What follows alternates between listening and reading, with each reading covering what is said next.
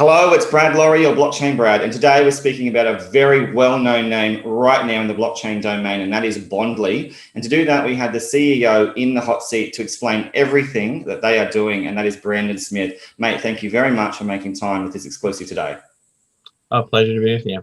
Likewise, mate. Now, in the name of transparency, it's very important that everyone knows that I do own Bondly. I have not sold a single coin or a token, but certainly I do, and I am grateful for that opportunity. Now, Brandon, as the CEO, you certainly do know a lot about this exciting development with NFTs built in, but you're so much more than that. And we're going to talk about some of those recent developments and news especially. But let's pull it back to the start. You know, essentially that interoperability is a core feature, the transparency, the seamless nature of these portable swaps. That's the crux of what I wanted to talk about first.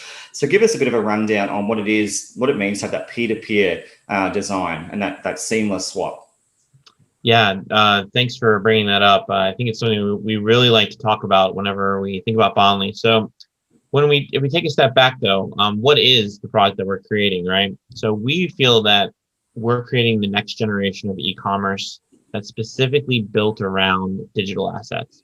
So when you look at PayPal, when you look at Stripe, when you look at all the other solutions that are out there that are very popular, they're not built specifically for the digital age. I mean, they have digital forms of payment, but they're missing the whole point about assets themselves being digital. And that goes to NFTs, that goes to web domains, that goes to whole e-commerce businesses that really don't even have a front door. That's what we're really trying to focus on. And I think that's, for us, this means that we can't be bound to a specific blockchain or a specific protocol. We have to stay one level above that and be interoperable, because wherever the market moves and wherever the customers are, our solution has to be available to them. So that's why in terms of infrastructure, we consider ourselves a layer 2, but we do have features at a layer 1 and also a base level. But what our home base is Polkadot, right? So right now, our existing infrastructure is built on Solidity, but throughout the course of this year, we'll be moving over to our own Parachain. We'll be able to host all our 3 major apps, which gives us the most amount of flexibility, control, and also the best, we think the best service. So we've been extremely happy with Polkadot and working with Parity and them so far in our development process. And we're really excited about how that relationship will move forward over the course of the year.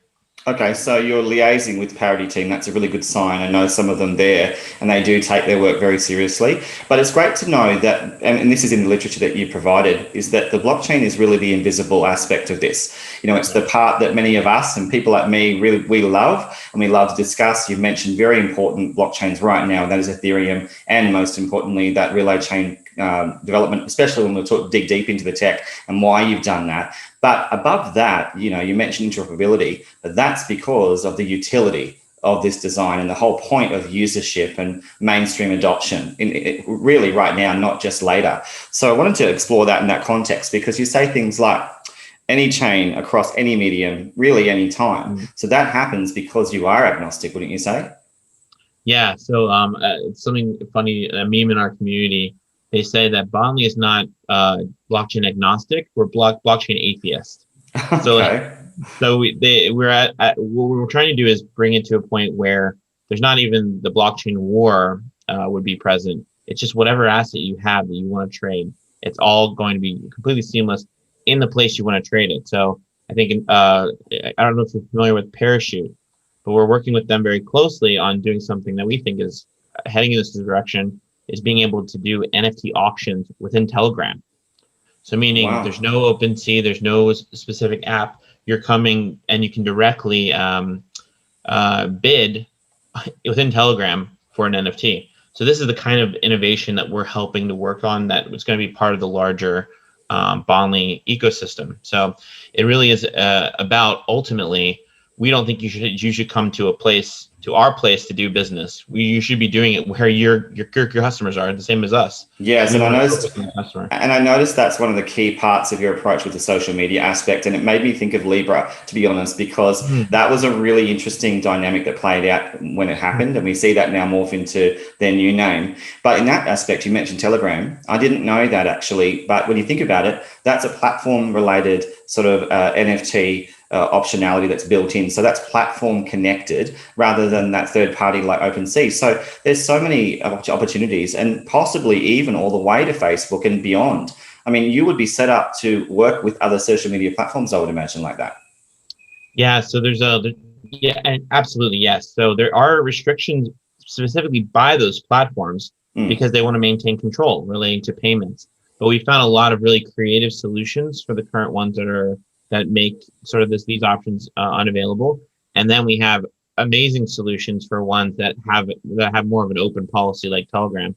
But bottom line is, ultimately, the true goal and objective is to make it as seamless as possible for people to buy their first NFT or buy their first Bitcoin, whatever they're doing, and make that process extremely easy to do, and more seamless than ever. So for us, it comes down to really 3 apps that we're creating that are basically supporting the Bondly platform. So the first one is BondSwap, and thankfully this was released last month.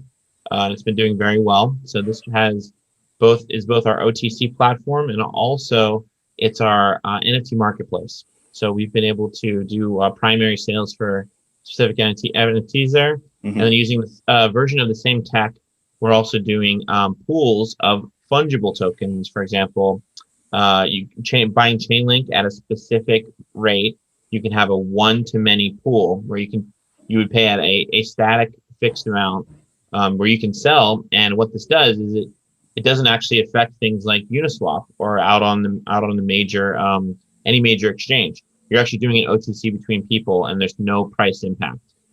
You can see that should be really important, especially as the market continues to move upward and then to sort of the midpoint of our cycle right now, which I think we're very much in a bull run right now. I don't think anybody would argue with that, right?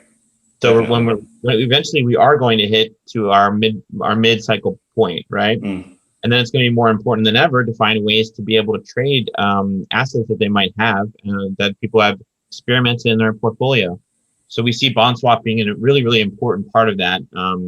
Both being able to have these asset pools on our actual marketplace, and also in being able to do things like have it in Telegram.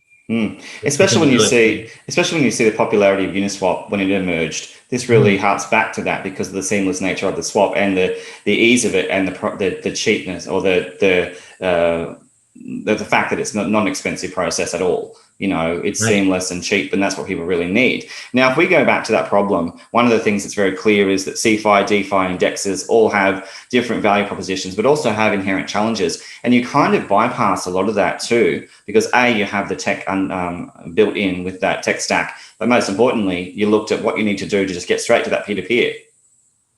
Yeah, absolutely. That's right. So ultimately, right, it's getting assets to the outside world. So we thought these 3 apps, so the BondSwap is one of them for sure. BondDEX, which is basically, it's very similar to Uniswap, but because of the nature and that we built on Polkadot, we have a lot more interoperability features. So it's great timing because it comes at the same time that Darwinia, Ren, all these other projects that are building these bridges are also available. So what we're trying to do really is a cost optimization based DEX that focuses on using liquidity, not just on pairs that we would have natively, but we also ultimately what we want to do is give you the best deal across all of them. So very similar to what 1inch and Mooniswap is doing, and also we'll be plugging into them too. So what we want to do is going to the seamless nature. Whatever DEX can do the best job at trading assets across chains, we'll be plugging our DEX into it as well. So it's all about giving the consumers the best deal at that moment. Got it. So obviously you have a relatively substantial dev team, because when I look through the team, and we'll talk about that, I couldn't see a lot of main devs there. So I thought maybe you could elaborate and clear up, who are your devs and are they decentralized around the world?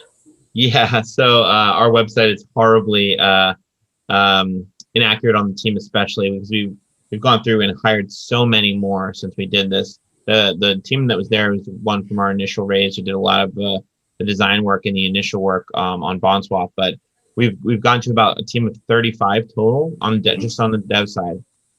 So between this and the raise that we completed, which we're very thankful for the community to come together, And then also we've done a significant amount of revenue with our card game. So it's really, we've been able to self-fund, partially self-fund, and then through our fundraise, an expanded team that's working in tandem for all three products.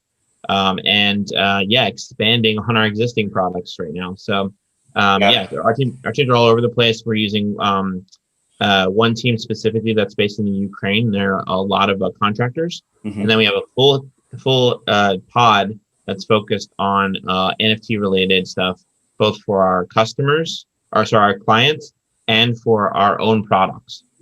Okay, wow. So, I mean, obviously we've been talking for several months and texting in preparation for this. And what I have liked is that you didn't rush this. You made sure that you had the raise was successful, but you invested in those devs, continue to build that. And I think that's going to be something that everyone's going to appreciate, because without them, you couldn't possibly move forward at the speed you have. And you alluded to some interesting news recently, and we're going to get to that because it's really quite amazing, I thought, in terms of breaking down some of those barriers that so many of us have wanted to break down for so long in the industry itself. Now, you've clarified those apps as well. We've discussed the importance of social media. Do you want to touch on anything beyond Telegram, for example, that really showcases just how big this can be? And I know I own this token, but I'm not trying to FOMO. The reality is, though, social media is the weapon here. It is on. You really could accelerate. So what are some of the plans with social media?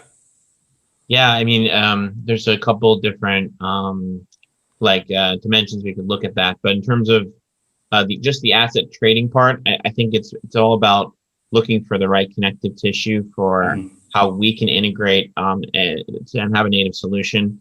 On our side, the baseline is having really smart hyperlinks that make the process seamless and then connect with things like Coinbase, Trust Wallet, MetaMask. So it's mobile first kind of development as well. That makes it so it's simpler. The difficulty of like moving those sort of that 1 mile of getting into crypto first, and then that one last inch of actually making the transaction. That's what we want to really focus on. So we can do a lot on the education side, and of course the brand deals that we can talk about as well. That's going to be exciting. People. Yeah, I mean, some of those brands, some of those people are huge. Still going to get to that. Now, I want to talk about those 4 buzzwords that come up a lot that represent much of what you're saying. And that's versatility, the innovation, the interoperability we've sort of touched on, and then the transparency. They seem to be embedded in every aspect of what you're doing. And you've always been a staunch advocate of just being real. I mean, every time we talked, it always felt like that. So how does this resonate with the overall plan of Bondly as you move forward? Sure. What were the 4? I can go probably one by versatility. Let's start with that. Versatility. So that means really like any app. Our platform being able to be used in different places and different locations. I think we hit on that partially with the Telegram, but what we're doing is something that's really interesting. Is we're working with some of the signal bots that are on Telegram, so that there will be an integrated aspect of being able to use this when they get notifications of a certain event happening, that there's an integrated link right there that they can do buying and selling directly on our platform. So, and it's a referral revenue basis. So we think the versatility is that's just the start. This is like version like 0.1, not even 0.1 yet, of the kind of versatile nature of that we want to do for our actual asset trading.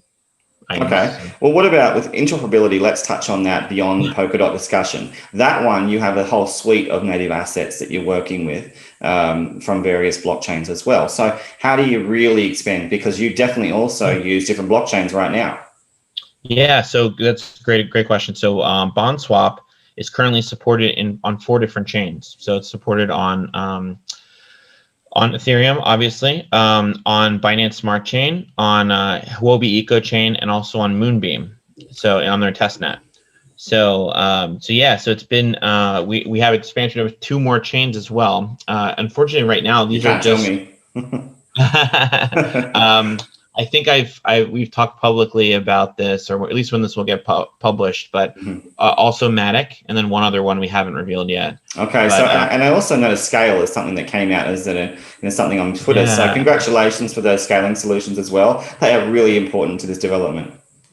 Totally. Thank you for bringing that up. Yeah, I think layer two for us is equally as important right now as we're doing this transition from sort of Ethereum to Polkadot. I think it's right now everybody feels the pain of the existing apps on Ethereum just because of how it is, right? Everybody loves the innovation, but right now there's a tight squeeze when the prices are going up and the transaction fees are so high. Especially NFTs as well, Brendan, because the volume's with you. That's the reality. And so if you're not addressing that, I think a lot of people would have been concerned. So it's nice to see those pragmatic and real partnerships being forged. And I know those teams have spoken to them both, and they are the real deal when it comes to really working through these challenging solutions that exist. So let's move across then to that transparency. How does that, let's go deeper. What does that actually mean for a company and for a team like yours as you're building forward? And really, you know a lot more than anybody else of what's coming. Right. Yeah. So we've had to play this dance because I think that amongst some of our peer projects, we're probably the ones who talk the most about what's going on, and we try to stay as connected as possible with our community. And they've been it's been amazing for us because the whole aspect is that they've been so supportive, like through everything that's happened. Like there's been times where, for example, we missed the deadline to drop an NFT for a certain event, and just like tons of support. And I think that's the brand capital that we've built up just by being very real and honest and open and like very communicative with them. So really what holds us back now is NDAs, right? Like things that we've signed with major brands to say they get first announcement, they get to do it on their time, and we can't talk about specifics of the deal. So, but everything else is an open book. Right. Got it. So, but that's why we're talking, because I try to get around it as much as I can. So give us some hints in terms of the magnitude of these brands. You can't tell me the names, but you're the CEO, so you know the big deal. And we don't mind a bit of FOMO if the product's good. So we know that's already been proven on the blockchain now. So yeah, we're going to discuss one of them specifically because it is already public. But what others?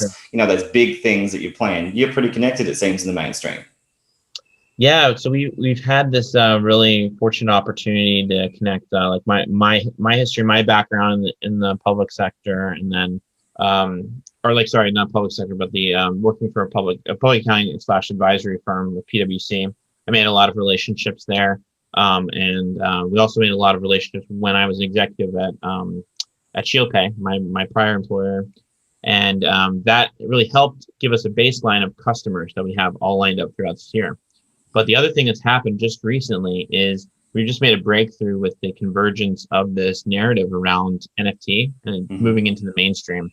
When you have like Justin Roiland, basically doodling Rick and Morty characters on a napkin and selling it for 1.5 million, right?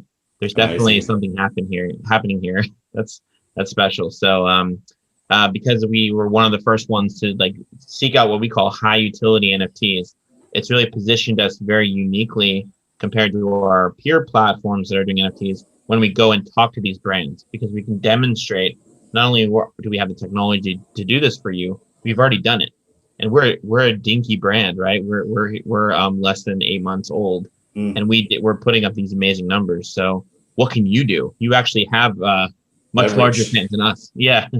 Yeah, and it's amazing, honestly, the pace that you've moved with some of the brands that have come out, some of the representatives in even the social media sphere, who are big movers when it comes to attention and even resources, in many respects, like we see any major celebrity in the space. So let's talk about that. I wasn't going to do it until later, but Logan Paul is the name we need to talk about right now.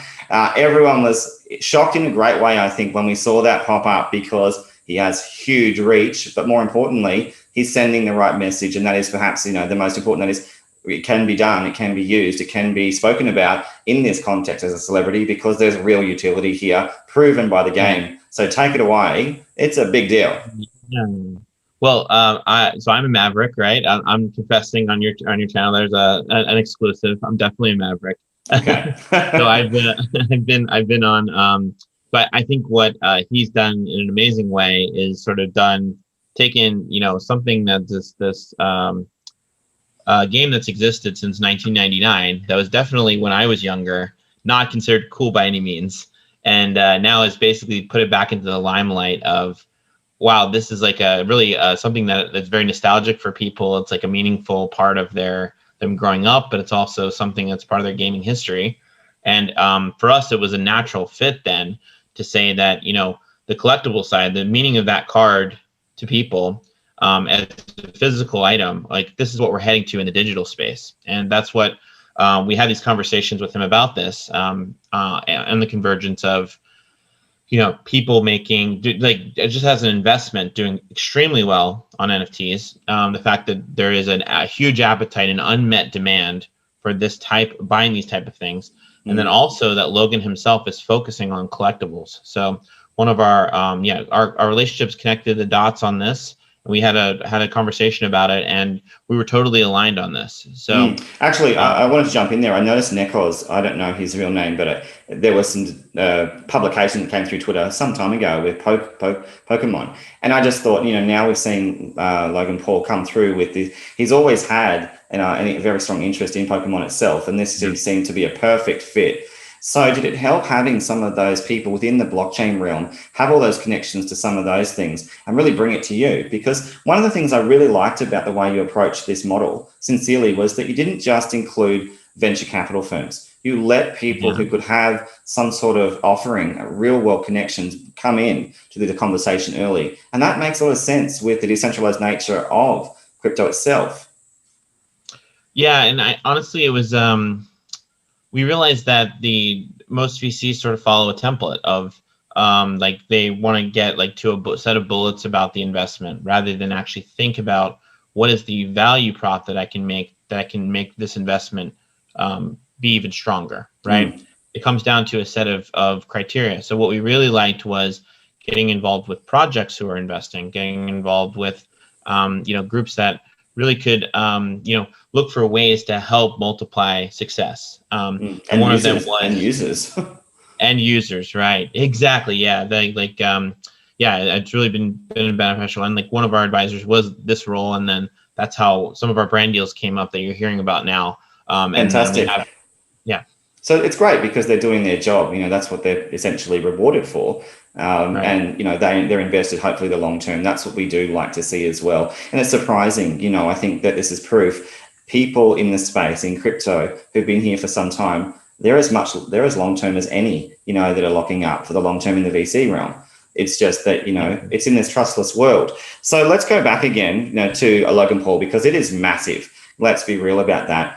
Talk us through what it was like to sort of engage for the first time, and what you think he's going to bring further to the narrative and to the success of Bondly. Yeah, I mean, so if we just look at the specific first thing, so I think that the reach is really, it's hard to quantify because he's really the #1 male influencer on the planet right now. There's no question that anything he does is like the announcement, our co-announcement, got into BBC yesterday, and without any sort of prompting, discussing this, just because he knows better than anybody I've ever met on how to make a news story, especially for everything he's accomplished. It's pretty fantastic. So what we want to do with him, our co-project with him, is to help people understand what digital collectibles and NFTs are, like the wider audience, like trying to make it to a point where we figure out what that message is that can really help people understand what it is, and get them to really feel like, this is something I can get. It's not blockchain. So I think how people have been pitched blockchain before has been, wow, Bitcoin went up a lot, and now and then you talk about it with your family at Thanksgiving or at a different event, right? And you bore them to death.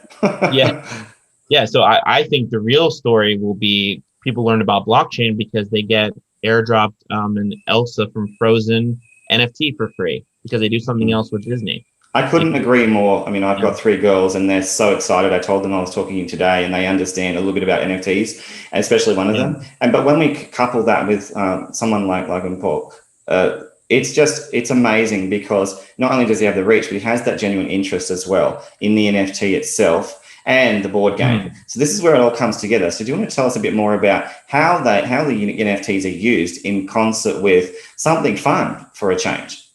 Yeah, so I think that we are and I don't say this lightly, and I don't say this to like sort of brag about ourselves, but what we're doing is we're creating a first ever hybrid product that that is very contextual in what type of value it brings.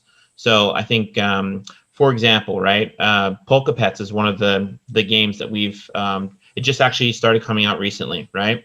And Polka Pets is a monster game, very similar to Pokemon. It's going to have multiple video games that you can bring this NFT to, and it has multiple roles depending on the video game. And what's great about it is it has so much utility across different things. So not only is it useful in the game as a character, you can bring it to our product BondSwap, and you pay no fees, no transaction fees to us by having that in the same wallet that you're using for our product. So the context of that is there, and then it's the context of different apps within our ecosystem. You get things like there's usage things that we haven't even talked about relating to our fungible token, our ERC20 token as well. That's we'll be moving to a Polkadot native asset, but for right now is an ERC20. And there's just this hybrid aspect of we think our cards being sort of like an Amex Black card because you get special access with it, but also like a Netflix account because you get access to these things. Plus also like a Steam account, right? Like where you get access to video games. So it's really, I think it's truly an innovative type of view that I think a lot more people are going to start doing. Yes, and when we see Logan Paul pick this up, he does content, not just talk about it for a quick shill. He's not about that. So is education going to be involved in his content? Because then he can introduce all the different components so people can play literally and start to experiment with what these NFTs, as just one example, can do in that context, because that's when things get exciting, when they take it back, to their own, regions of the world, to their own families, to their own friends, and start to tinker with what's valuable in the world of, in the narrative of use and adoption. Oh, totally. Yeah. So how the current model works is that he is basically auctioning off all 36 packs of this Pokemon box, right? Right. And each of them start at $10,000. But I think their latest one at the time of this recording is like 12K per pack, right? So everybody who buys a pack there will qualify for one of 44 NFTs to be airdropped to them that we'll be minting for him. That we worked with his art team in this case to create this, and we've created a blockchain enabled utility relating to this. So this won't just be an interesting collector's item. This will be something that actually integrates into in the blockchain. So we hope that these massive investors, the names are unbelievable, who are actually bidding for these packs, right? Because the context of this is you will get 10 to 20 million eyeballs for probably a price under, I would say, maybe less than $30,000. So the even just the marketing opportunity of it, aside from everything else, is phenomenal. So this is why we think it's going to be the biggest thing that's ever happened to Pokemon, since Red and Blue were released. Like we think it's a massive deal. Well, that would explain also why in the website you do have that link to Japan, I think, as well. Correct me if I'm wrong, but it does seem that all the licensing's being sorted, everything in terms of making sure you can represent those kinds of brands are done and dusted. So what's beyond Polkadot in terms of potential? And even with Logan Paul's connections, this is going to go beyond him, because he's going to make sure that it stretches, intercontinental and global. Let's be real, with big names. Yeah, I think that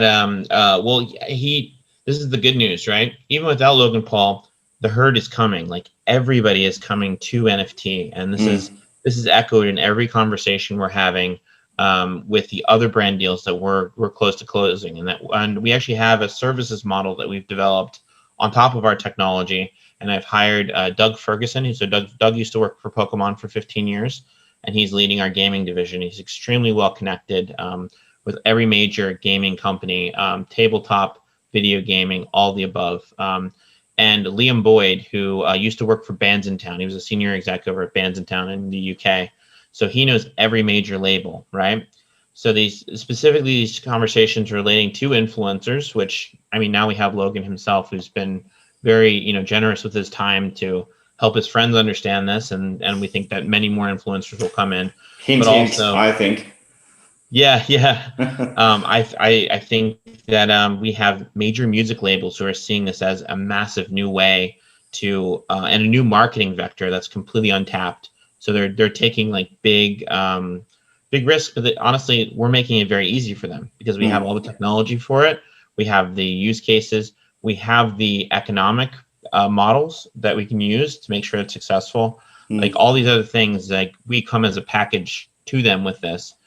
So we're going to see those kind of things. And like I would expect the other announcements that are on sort of Logan Paul's level that we have that are currently under NDA are going, there's 3 to 4 other ones that are basically either signed or will be signed soon. Okay, I don't normally FOMO, but I'm sorry. I think I am interview and I apologize. But, at the level of Logan Paul, I mean, he's #1 in the world. So at the level, that's pretty significant. And then, when we talk about Pokemon, that's one brand of, many. And on top of Pokemon, you have examples like Disney. So, I'm imagining that you're going to be connecting with that kind of, entity and company at some point, because the shoe really does fit, with the pun intended, with this very tale. I mean, come on, like give us a bit more, because you're moving into serious stratosphere, I think, and you're not letting us know exactly how big these names are of companies. But the possibility of Bondly as that core fuel is ridiculous. Like really. Well, I think what I'll say is this, right? So what we're doing is through our games that we've, so with the BCCG, which is 100% our game, and then Polkapets, which are basically powering, like they're using our tech to power everything. These provide extremely awesome use cases that our services team can go to any client.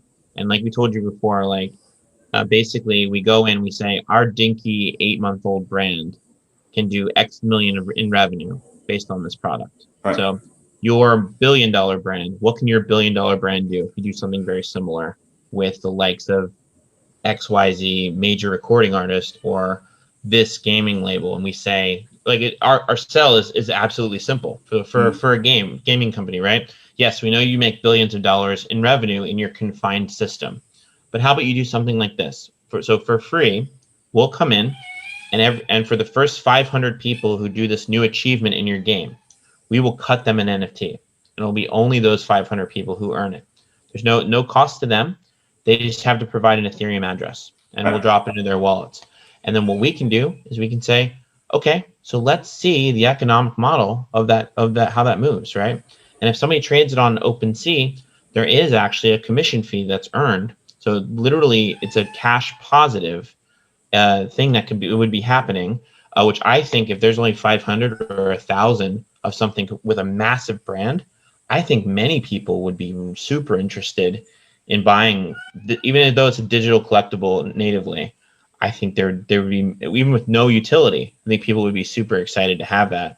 So this is why we're winning so much, because we come in, it's no cost to you. Actually, we'll give you money. Right, and those incentive structures. I wanted to ask you, when you have pitched to some of these big names, and you have, because you've mentioned NDAs, has it all basically been wow? Because that's the sense I'm getting from you, is that they just didn't know that this technology was available that is so simple. And that's what I keep reading. I'm so used to complicated blockchains or complicated, but you're relatively simple on top of that, with the technology and the apps. So does it surprise them that this peer-to-peer is available now and ready for use? I think they still don't understand it. And then we show them our success as a brand, like I told you then, and we were able to actually bring it home with the use case. And that's really that. And we're actually, this has been announced already, but we're producing an album with Parachain. So Parachain is a pretty famous YouTuber. He's over 4 million subscribers, or he's around 4 million subscribers, massively influential artist on YouTube. We're producing a 6-song album with him that's going to be entirely NFT based. Wow, so that's amazing. And that's related to one of our properties that's in our gaming universe, right? So we're creating these fictional worlds relating to these characters. The thing about that's interesting about BCCG, which is our Bondly Collectible Card Game, is we introduce these characters as the first thing to do in our card game, right? but we didn't give a lot of context about the story. But because it was integrated, because you could take that card and then go to BondSwap, and you were able to have no fees with that, and you're able to join a VIP group of some of the other people who are interested in Bondly and have conversations there. All these other utilities that came with it. People started to like the characters, and they're like, I want to see this character in your anime you're making. I want to see it in the manga, because the more face time that character gets, the higher value the card might go, just strictly from there. But also, I'm attached to this one because this is like a 4x for my investment. Okay. I want to see this character do more stuff, and so I don't think there's ever been in history of, like, usually it's like you play the Mario game and then you love Mario. This is exactly the flip opposite of, you had the Mario card and you like the character first and then you play the game. And that fits in perfectly with the avatar sort of experience with VR and with the things we've seen in the past. So I was wondering, it seems like almost it's a perfect fit also for these emerging markets with VR built in, utilizing blockchain, because they are also tapping into the beauty of peer-to-peer and even creating whole new worlds of interactivity. So I can imagine one day someone perhaps playing the game in VR that is Bondly, and in literally sitting at a table, and you're seeing this interaction happen in the cyberspace. So the potential is really quite immense, both in the real world, both in VR, I think whatever could be done, but fundamentally you're progressing. So let's pull it back, I'll try and reduce that FOMO sentiment for a moment. Now, it's clear that in Q4 2020, you'd done some major developments with those first early blockchain innovations from Ethereum to the DOS network, and then you progressed to the Kusama Polkadot Darwinia, as we've mentioned, and then further through. So all these assets that we talked about before, there's going to be an increasing exposure, clearly, via more blockchains. And you mentioned some others as well. So is that going to continue? Do you know more that are under, consideration now as you just expand in this sort of atheistic position that you said you had? Yeah. So I think that for us, I think layer one, definitely. I mean, we've announced Cardano, right? We're going to be one of the first DeFi platforms that's supported with on their infrastructure. We're super excited about moving that forward with them. And also, we're working with them specifically to tell them, okay, this is the next generation of NFTs, and we're developing a token structure that by nature will match the commercial aspects of what NFTs that are coming out. So we sort of take like this 1155 standard, and that standard was made as like a concept of how it might be used. But this is the reverse with Cardano, where we're actually building the token standard using what we think is going to be the popular model. So we're using a business-oriented perspective to say how the structure will actually work. So I think that part of it's very exciting. Layer ones are definitely on our radar, but realistically, I think that we want to do some additional layer two partnerships because of the situation that Ethereum is in right now. And then gradually this year, it's still on our plan that we will be moving ourselves to Polkadot in a way that we can still leverage these partner relationships, but not but even reduce the fees even more. Yes, and that would explain the Moonbeam connection as well, making sure all those bridges are built in really strongly, so you don't ever have that loss of network effects. In fact, you'll just expand it because you'll make sure that there's no loss of attention, no loss of respect for each of the communities as well, because obviously they really matter to the integrity of the whole industry. They build it, as supporters as much as they are devs. So what about, things like, for example, the Bondly protocol, just by name? Because I really want to just clarify for everyone, because you've mentioned there's a transitioning happening. So does that terminology reflect that, moving towards the relay chain of the Polkadot and everything between? Yeah, so I think our process, if we had to use terminology that people are familiar with, it's sort of a graduation process. So we're launching on Ethereum, which our devs are extremely good at. Like, there's no question. They've been doing it for years. And our tech team, super comfortable with that. Substrate is challenging, I think, and at the same time, the ecosystem relating to Polkadot is getting better. So our natural path is to take our Ethereum code and migrate it to use what they call EVM Frontier, which is like basically for every parachain that would be on Polkadot, it's basically an environment where you can still run Solidity code as if it was on Ethereum, but now you're leveraging everything that's great about Polkadot and the security system, the security aspects of Polkadot. and of course reduce fees. That's great to know. And even recently, there was the announcement of Akala with their own EVM composable and compatible aspect. And I thought, wow, when Bondly gets to that point, there's going to be so much more, even in that respect, offered in their whole suite of tools, an opportunity. Totally. Yeah, and we love Rutal and their whole team. And I think they're doing amazing stuff. And yeah, he's been a coach to me, learning more about Polkadot. So I'm grateful for his time. And it's great to know also you're interacting with the top tier, to be honest, because I study a lot on the different sort of layers or the echelons or the standards, and they're right up there with the very best of the best, right next to Parity. So that just gives me a lot more peace of mind that you really are starting to engage in the best technicians and the best technologists in this space. Now, let's go a little bit more to some of those key features and products, more importantly to the Bond Protect, because that is another aspect of the payment security, I suppose, built in. Do you want to touch on that so we can understand what that is? Yeah. So we're really doing two things with the launch of Bond Protect. So one is we're creating the analogy, please excuse my analogies here, but we're creating the eBay side of it, which is the marketplace side.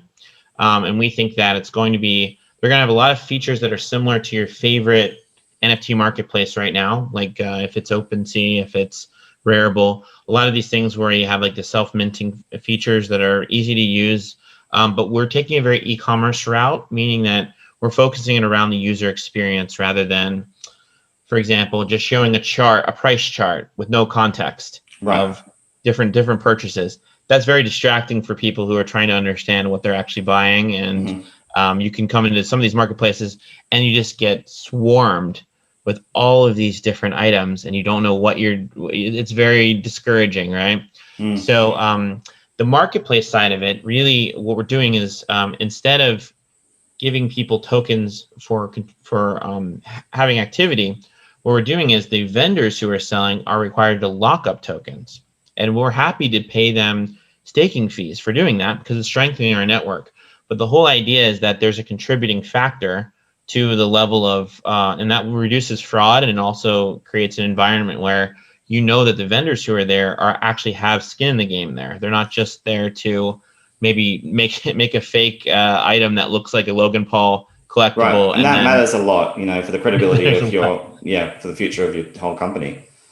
Yeah, and then so what's great about Bond Protect is it's not just the marketplace part of the tech that's powering that is completely white labeled. So meaning we can take that and our initial clients that we've already discussed for months now that are going to be going live this year are going to be using that as another payment option on their sites. So for example, they'll have PayPal and then we'll be one of the ones that are right next to it. And what we'll be providing is things like escrow that you can do if you're bringing crypto to the conversation. You can do much larger amounts than you could if you were just doing like if you're trying to use PayPal or some of the existing services right now. And that's the key. You've really built these on and off ramps, not just as we often talk about in the crypto world of fiat off and on, but you've talked about those key business and enterprise entities that you need to really build this out properly for the real world.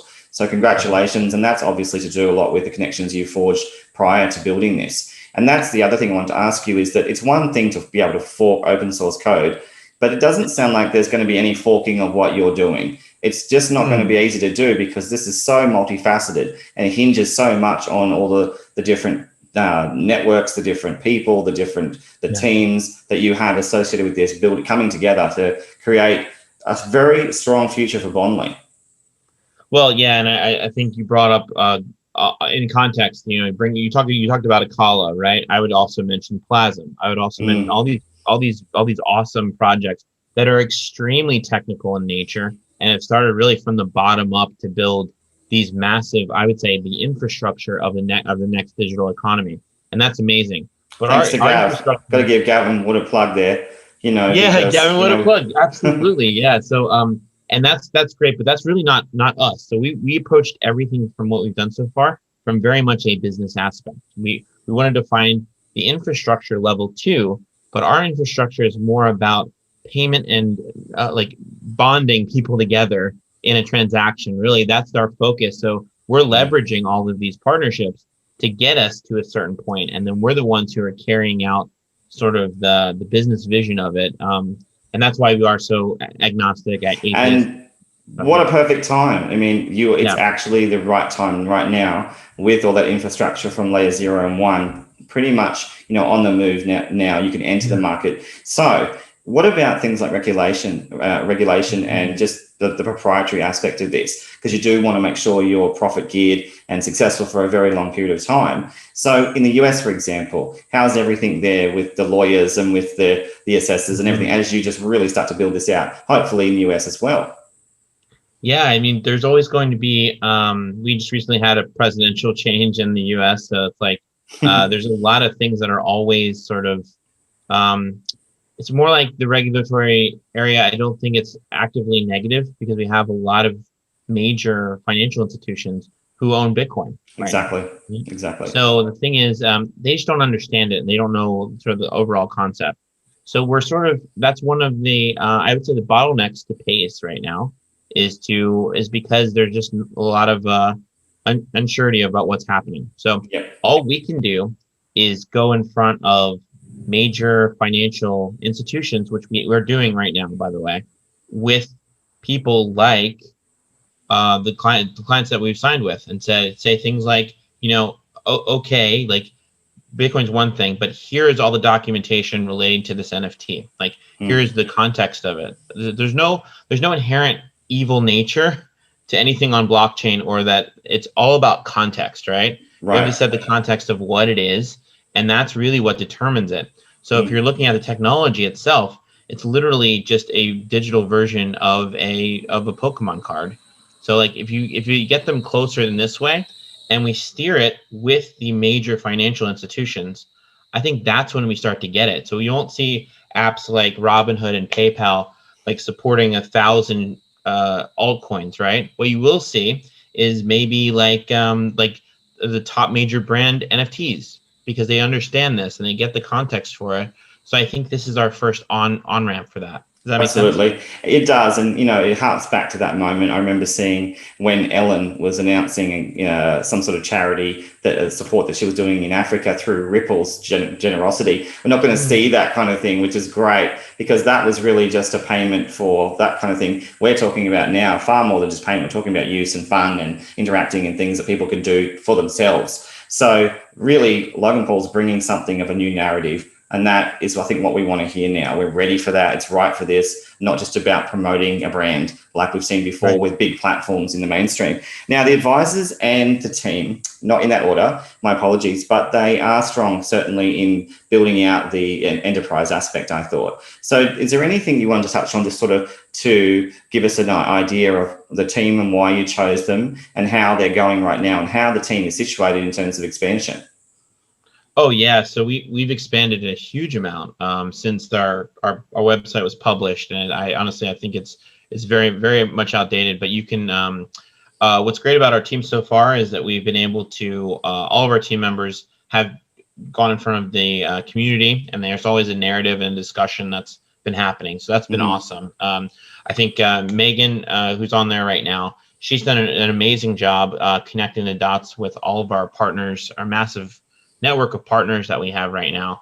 And she's also been, tremendous. I've given like sort of half of her time away to the Polkadot team in doing that project with them. And she's done an amazing job. I mean, Harry, of course, he's my co-founder, right? I've known Harry forever. We're like brothers, and we fight like brothers all the time. Like there's not a day where there's not an explicit word said, at least from my side to him. That's business. But anyway, but no, he's a genius. Like he's absolutely like his IQ galaxy brain. It's sort of like my background here. That's where his brain always is. And he's always thinking about the reason why we can stay like 4 steps ahead of everybody else is because he's 18 steps ahead of everybody else, and I can just catch up 4, and we can implement that. Yeah, and I would say like there's a massive amount of tech team. The Lee, who's our basically, I would call him our head of NFT development. We don't really have a formal title. We're a pretty flat organization, but he's done a tremendous job with everything we've done on NFT. It's because he's probably the top 1% of all developers in the world on this. So he worked on all the major ones that came before us that were NFT projects. We happened to get him on board, but he's his hand and his work and his engineering has been in every aspect of what we've done on that side. Wow, So. I'd love to talk to him sometime in a separate interview just to learn more. And, even going to the, anyone who wants to know more about the team, obviously go and look at that. Every skill set's outlined, and you can certainly probably connect with different people. That's what's the beautiful thing about these teams, is that they are so engaged with their communities. You could connect, perhaps, interact in that way. The advisors, as I mentioned before, you do have strong connections with various entities for different reasons. And I mentioned one, which was the head of Japan. It comes up in the website, but I thought, instantly that was a connection that was major. But then you also have those parties with capital firms, or you have those with financial firms as well, and more. So your advisors are all just collectively working very hard for you, it seems, in getting the job done. Yeah, so I'll mention a few names. Some of them are crypto related. For example, Dan, who is currently works for IOHK, which is Cardano. So obviously that was a great relationship. I had already known, Charles. I'd met briefly a few years ago, but we've always been connected with their team, and it felt like it was a great opportunity to, have a version that was built on their blockchain. So of course, Dan's been pivotal to making that happen and having the right conversations over there.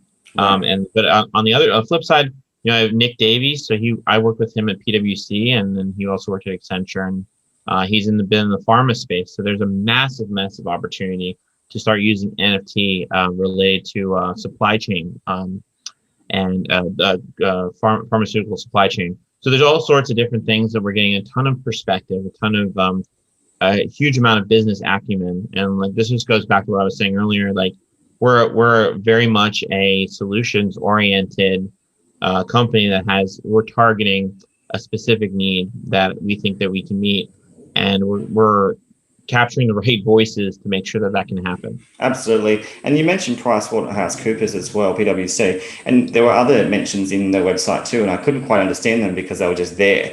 Things like General Electric, Decent Labs, FM. I didn't know what the roles were of them, but I imagine that was to do with your connections that you have in the mainstream.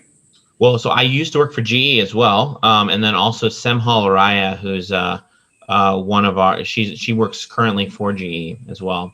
So are they relevant to some aspects of what you're actually doing? Yeah, so I think definitely from a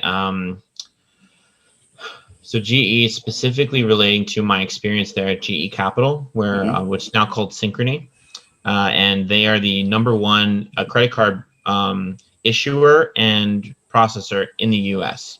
So a lot of the information relating to payments I got sort of firsthand knowledge from working there personally.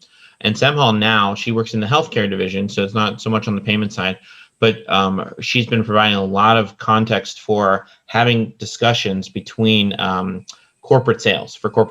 Right. So she's taking our whole BD team, including Megan, including all the other ones we've hired, to go and have great conversations with customers who need to use our services. And this is agnostic to anything that we're actually selling, but there's techniques and ability that you can have as a good salesperson that she's been able to instill in our team. So I'm really grateful. And also tap into the network. And that's why I'm glad you mentioned, because I was surprised to see healthcare there, and that's cleared that up. Now, obviously the exciting developments are with the scaling, and there's also other names I wanted to ask with regard to the blockchain arena, like Kylan network, like Crust, like Bridge Mutual. They came up as well. So what are they doing in this ecosystem? Because I wanted to just triple check with you that none of these partnerships are just partnerships for partnership's sake. Sure. Because we really don't want to see that, because we've had enough of that in years gone by.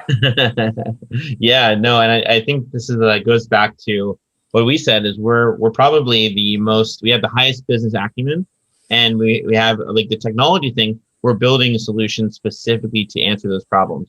So that's why there's that follow for us is so essential, because I can go every partnership we can go and get a specific thing that we're really excited about. But follow, for example, if you have our system, it's very transparent who the buyer and the seller is naturally, because it's all smart contract driven. So if you wanted to, you could research that buyer's history and see everything else they bought and everything like that. So Fala is for us is a very important security layer for people who want an additional obfuscation of their of the transaction that's happening. So we'll be able to integrate with their confidential smart contracts in that way to provide that layer for those who want it. It's completely elective, right? And many will want that. I mean, I was talking to Secret Network with the same reason to have that privacy built in. They have to have that optionality, I think. Oh, totally. Okay, and then for Bridge, we think Bridge is going to be the most massive. So this is the thing. There's an importance level of smart contract audits that's diminishing, right? And there's going to be a lot more importance of decentralized insurance options for smart contracts. And that's because you can't predict during an audit the 5 ways that people will come up with in 6 months that will be able to hack your contract. But the importance of insurance is so essential. And considering we're a DeFi-related payment platform, that's going to be absolutely essential for us moving forward and having security with certain partners. If they're doing, hundreds of millions of dollars a year, they're not going to rely on our system that has no backup for their customers, especially if we have funds in our escrow. Exactly. So that's a big deal. Kylan. Sorry, go ahead. Oh, sorry. Yeah. So I was going to say, Kylan, absolutely. So we're creating a brand new set of data relating to the transactions that we're producing. It's never been created before. There's part of that data is naturally our data that we're creating, and the other half is on the blockchain, right? So these two together paint this amazing customer story, and especially relating to NFTs and digital assets that has never been created before. So that's why for us, we feel this data in itself is a gold mine. And excuse me, and Kylan represents one of those mine shafts to basically get this data out and actually use it for other smart contracts, and then use it for like monetization for ourselves. So the concept of B data, which isn't even in our white paper, is really just evolved out of the fact that we're creating a massive amount of data about transactions that we think is absolutely, so this whole thing with Logan Paul, right? All the blockchain related data relating to his sale. I mean, that's, some of it's going to be public, some of it's just going to be good because it's coming through our app. But that whole story relating to it, it's just going to be like an amazing amount of data. So and we know from history that data is value. Data is, influence. Data is money. It's monetizable. So, capturing the value of this is going to be important. And what I really like from hearing of these stories, and please go on, just on this comment though, that you are seeing arguably the potential of your relay chain in the future once it's cemented, and hence possibly looking at these particular partnerships that make sense in that arena. Yes. So I think that what I love about crypto, right? Any other industry, collaboration is seen as, well, I'd say directly in financial services, the stuff I did at PwC for the most part is seen as direct competition. Even if there's ways that you can work together, there's always this like sort of negative narrative relating to this. And I think for the most part, the reason why we've been so successful is that a lot of these products are looking for a use case. They're looking for a reason, a very marketable reason that their product is relevant. So all the ones I mentioned to you, but then even more of our partners, we're actually saying, yes, like we have revenue already, right? We have this business model, and we have a product that people want. And then we need your technology to help us, because we can't build Fala. We can't build Kylan ourselves. There's no way we can do that. We have a component of what they're interested in that fits in their business model. So overall, it's just been awesome to be able to collaborate. Amazing. And I can't even imagine if other companies heed what you're doing and they continue to build these kinds of real utility and enterprises, imagine what can be done on the engines beneath as well. It will really fire it. And that's interesting because it back maps from people like you to really enhance the work that they're doing. Now, the actual token itself. One thing I wanted to mention before we move on, though, is Chainlink has also been a super strong supporter of everything we've done. They're the first one that we've actually integrated into BondSwap, our first product, to do price reference data relating to the swaps that are happening.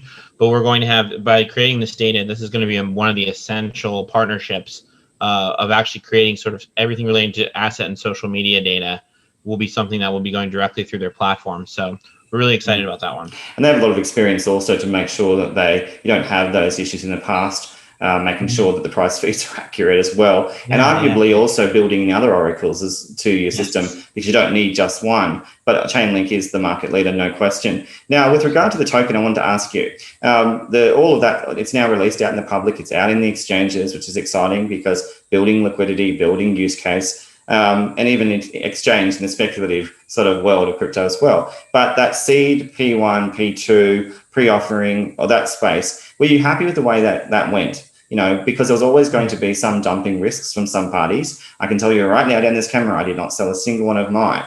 But, you know, there was always that risk. So how do you mitigate those risks as you're trying to move forward? So I think that that's a hard question to answer, but I would say that for us, you know, we like the whole idea is that the token itself is essential to everything we're doing on the platform. So we need the tokens out there so people can have them to transact on our platform, to buy specific NFTs, to stake them to be vendors on our platform. So we do need this to be out there, right? And what we try to do is tag specific people who would be in our private presale that specifically would be users of the platform. Like they would have a direct role as a consumer or as a vendor themselves in our marketplace products. Like that's been one of the essential aspects of it. That's what I thought, because eventually I'm going to be using these tokens to interact. That's the whole idea, you know, so I can bring my kids into this. And I thought, what better model than start to give that opportunity rather than just have that investment mentality. So arguably, some of them are already doing this. They're already playing around and probably having conversations as those investors, but users. Sure. Yeah, and I'd say we launched our NFT LaunchPad, which I think is one of the most exciting things we've done so far. That's very much focused still on the crypto space. So the Logan Paul deals and the other gaming deals and everything, that's for bringing the new herd in, right? But we also have the NFT LaunchPad, which we're really excited about, because what we're doing is we're taking a project like Bridge, and we're looking at using a new card that we were going to introduce for ourselves and for our existing fans into our environment. But instead, this is like a mini brand deal. So we get to combine things relating to their project. So in that card, in the context of their app, does something different that doesn't in ours, but we get functionality across. So like this new excellent promotional tool, and Bondly tokens are required in this process. So that's a very smart way to expand the use of Bondly as well, because we've seen Polkadot, for example, with their launchpad Endeavor. Then we've seen Bounce come along, and that with the auction house. This is just going to expand in terms of the NFT aspect, where you're capitalizing on your position, where you can start to use the Bondly token as that core, you know, means of trying to build out other business as well through their apps, through their endeavor. So congratulations on that savvy thinking, or perhaps it was someone in your team doing that. Now the UX and UI, really interesting to see that the interface develop.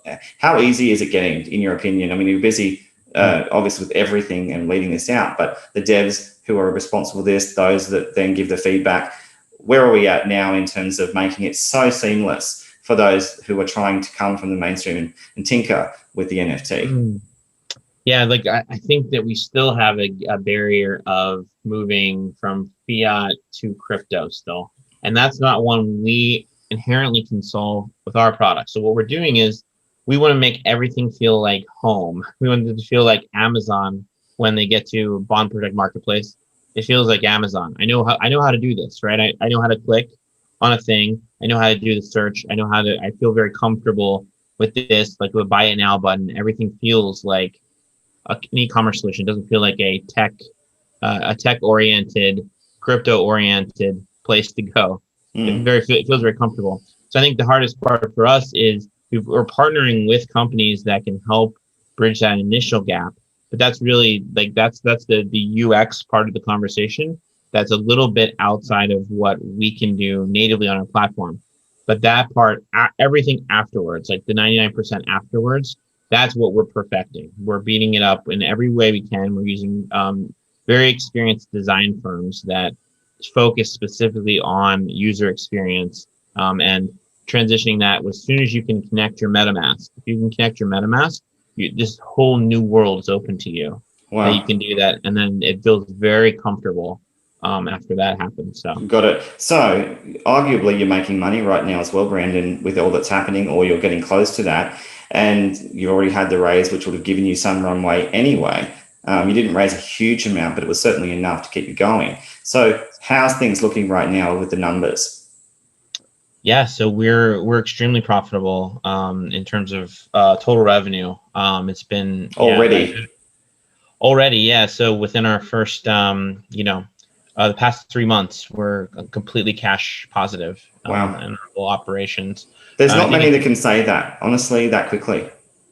Yeah. It's because I think it's a combination of the core narrative, the fact that we're so aggressive about moving to Polkadot. I think that's part of it. Another part of it is NFTs as a narrative. I think will be a year-long conversation, especially with the major brands that are coming in. And then the fact is, we don't just have a financial services product; we have our own NFT products, and that's where the core, essentially where our revenue has come from. So far, we haven't even charged fees for anyone on our financial services products, because the point is we want to give people the opportunity to use it and understand it, and we want to make the barriers as low as possible. But when we do start to add in like transaction fees, for example, we'll never charge people who have our cards. They'll always it'll always be free for them, at least on the transaction fee side.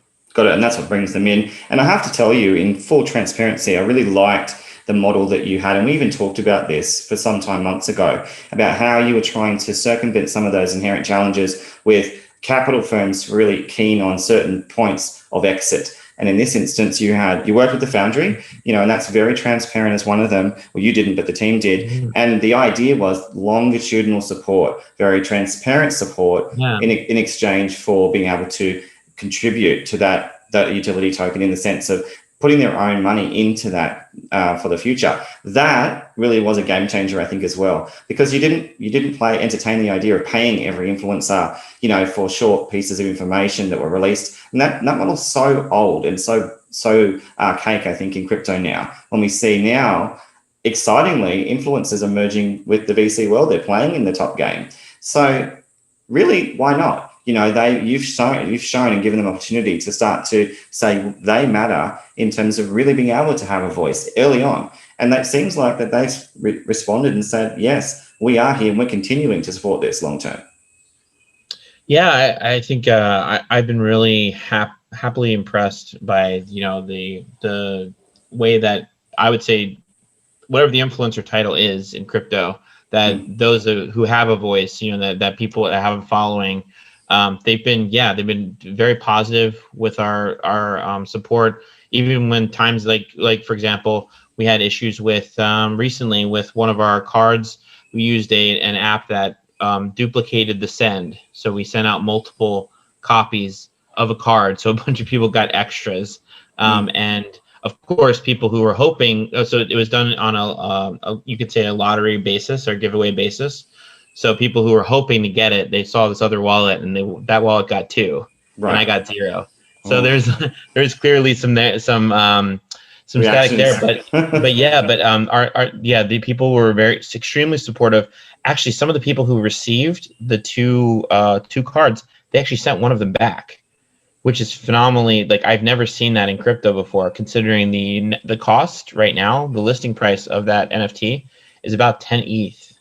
So literally life-changing money for some people. And you know what's so exciting is that these operate in much the same way that the philosophy of the DAO works. So it's just proving on the blockchain and proving in practice that it can be done where you don't necessarily always need major chunks of capital. Obviously, we need capital. We need major backers sometimes. But this is flipping things on its head and saying, as long as the support's there long term, the capital can be there from new sources as well. So it's exciting that those who are in the know, obviously those influencers have transformed some of them into educators, where they really do understand now what they're talking about, and they can really push this forward. And I think that was the game changer too. And again, kudos to you for not going out for that price, that pay to play model, because often they don't continue and support you. They just move on. So great model, sustainable, arguably. And then what about mainstream? How are you really going to inject beyond the Logan Pauls of the world? What else is being built into the marketing strategies so that we can just really see what happens? When we talk in a few months, things are moving so fast for you that it's already going to be evident then, not in years. Well, yeah, I think So I think the key aspect is relationship-based sales. So people who like Doug on our team, like Liam on our team, where I mentioned, who actually know the executives of major gaming and music labels, everything like that. So these massive brands. It's not going to be that they only see the story about Logan on BBC or on Forbes. That's not enough. What we need to do is have someone who is an industry leader come and bring this message to them directly. That is the major thing, like how this can actually change their lives, how their revenue models change, how the details about their products or artists change by using this model. I think that's an essential piece to this. Right. Well, Brendan, I mean, I have to say thank you for the very lengthy interview. It wasn't planned to be quite this long, but it was my fault because there's so much. I wasn't going to let you get away. You know, you're really showcasing something. And very rarely am I this unprofessional where I am following into interview. But you know what? So what? Because aside from the fact that I own it now, I would be, and I'll possibly after the interview anyway. So congratulations for everything that you've done so far. I'm very keen to have another conversation, perhaps in 2 months because you're moving that quickly. But if anyone wants to know more, make sure that you check all the links below. I'll make sure they're there. Go and interact with the team. They are very open and transparent. And clearly from this interview, they are showing that NFTs are really part of that magnetism and the magic that's bringing everything together from layer 0 up to make sense of the blockchain so that you don't need to know it. You don't need to know the ins and outs of it if you're not someone who's technical. What you do need to know is that things are happening so you can interact, you can play, and you can start to see the benefits through incentives and rewards. So congratulations with Bondly. This is just the beginning, touching on the benefits of what Logan Paul's bringing and really just taking it out to the masses, I think. So keep going, mate, and don't stop. Deal.